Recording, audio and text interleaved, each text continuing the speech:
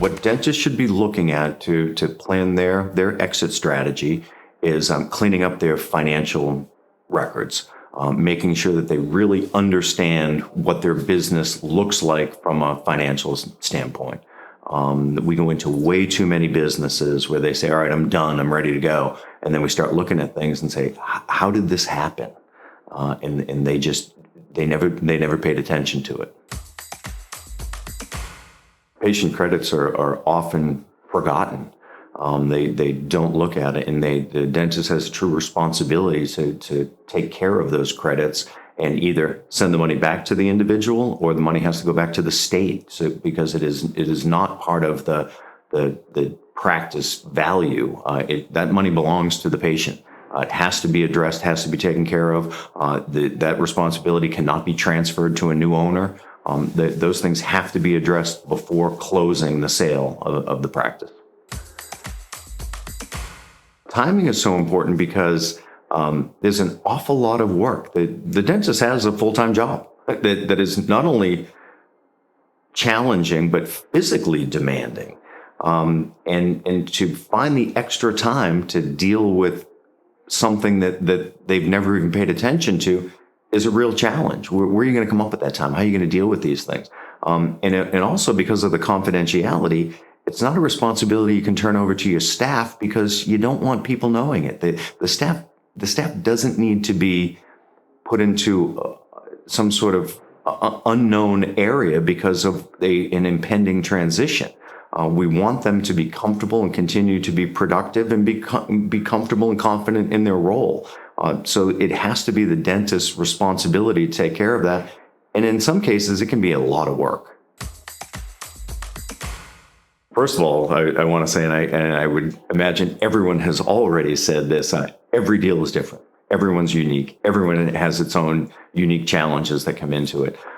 Some of the surprises that I've run into is I had one deal, and when we started doing the bank started doing the lien research, there was an unknown illegal loan that was taken out under a dentist's name that they had no idea was out there for $147,000 that they didn't know about, that was in their name. Someone took out a fraudulent loan against the dentist.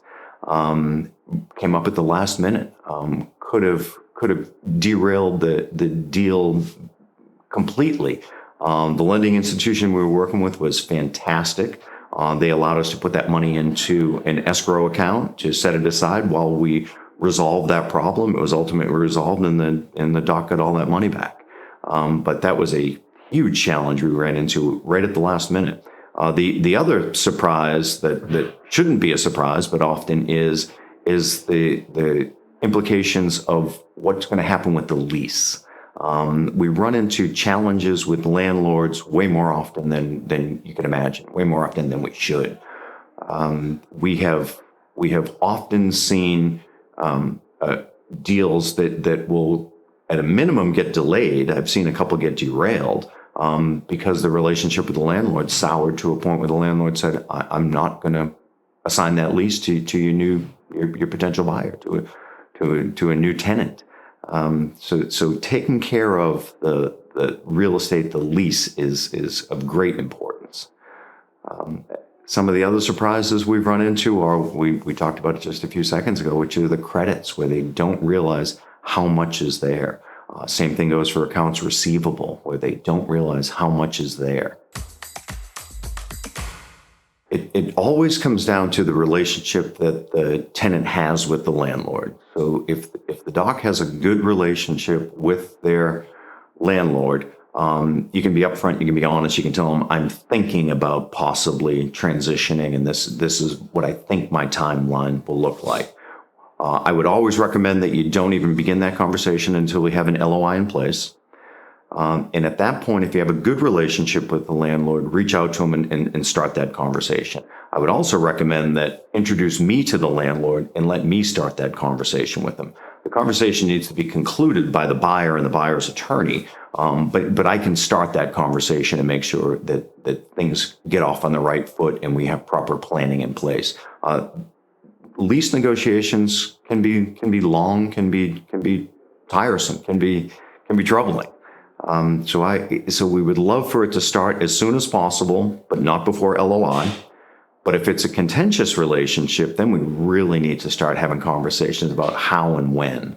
And I would always recommend that please plug me in and let me have those conversations. The best thing you can do with the lease is make sure that you have options available so that you can go forward and you understand what the structure of it is. And also make sure that the lease is assignable. Most of them that we see are not. So you have to start from scratch, and you're going from ground zero and building a brand new lease. That can be a long, drawn out process. Most of the professional attorneys that we're working with that are true transaction attorneys are familiar with it and can work through that without a problem. But the lease should be as long as possible, with as many options as possible, and assignable. Couldn't do it without them.